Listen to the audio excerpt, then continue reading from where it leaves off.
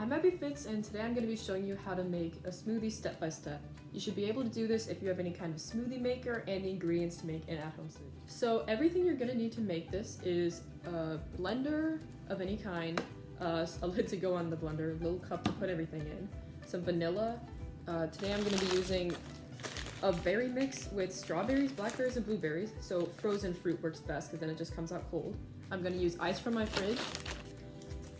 Yogurt, vanilla yogurt is what I'm going to be using today, only a little bit, milk, and sugar just to make it a little bit tastier. One fun fact about smoothies, according to I'llHaveASmoothie.com, is that one of the first smoothie-like beverages ever made was made in the 1900s. So for your mixed berries that you're going to, or any kind of frozen food that you're going to add in first, you're just going to want to pour in a little bit. Not too much to overpower it, but not too little where you can't even taste it. Next, we're gonna add in our dairy products. So for the milk, you can use any kind. I have 2% reduced fat. It doesn't really matter. You're gonna wanna fill this one up the most to make it really liquidy. And then we'll add our yogurt. The thing about vanilla yogurt is that it can be so strong and can really take over the entire smoothie if you add too much. So what I've learned in the past is to really only use like about a spoonful or a spoonful and a half. You can add more if you're making, if you're using not vanilla yogurt or more of a berry yogurt.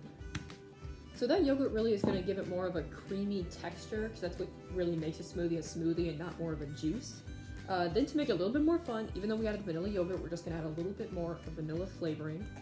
Just a little squeeze, that's what I was using. And then to make it sweeter, just a little bit yummy, but a little bit of a less healthy smoothie, just a little bit of sugar.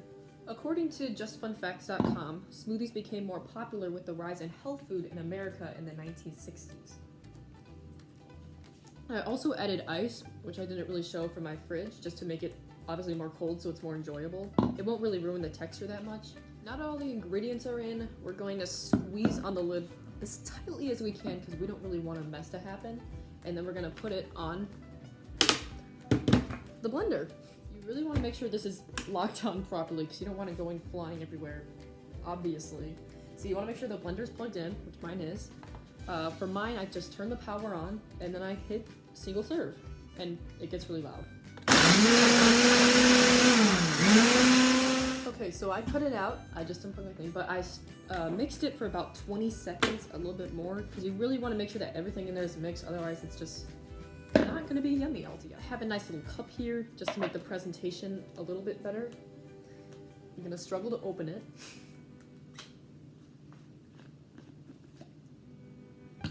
And voila, a very pretty pink.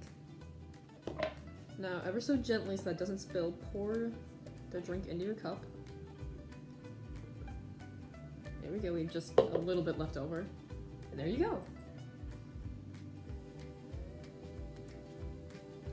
Just as good as I always make it. Finally, according to bbcgoodfood.com, smoothies are a really good source of healthy fiber. It can be a good source of vitamin C. It just depends on what you sneak into your smoothie, and you won't even notice because it's just so delicious. So overall, smoothies are such a good idea for a nice yummy beverage, and they're so quick to make. This literally took me like 3 minutes. And yeah, enjoy.